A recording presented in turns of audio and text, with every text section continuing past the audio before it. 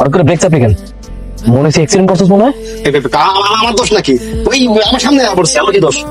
দাঁড়ান দেখতেছি না কি করা যায়। এটা কিন্তু পাবলিক জড় হয়ে যাবে এখনই, গেলে কিন্তু গণপিটাই খাবি তুই। এই, তুই আমার তুই করে দিতেছিস, কারণ কইছি না পাবলিক কইছে আমার তুই করবি না। হ্যাঁ, খারাপ বার তুই তুই দিচ্ছিস। এই মেয়ে, তুমি কি বেশি ব্যথা পাইছো নাকি?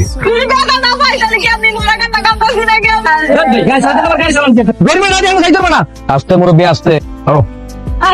কয়টা দিচ্ছেন আপনি? 100 টাকা। এই 100 টাকা দেখি ডাক্তার দেখা যায়?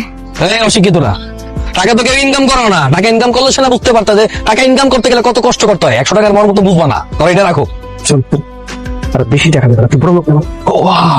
আমি তো বড় লোক। হ্যাঁ আসলেই। আচ্ছা ঠিক আছে, সমস্যা নেই। 500 টাকা দিতেছি। 500 টাকা হবে না? হ্যাঁ টাকা দেন। হ্যাঁ তো হইবই।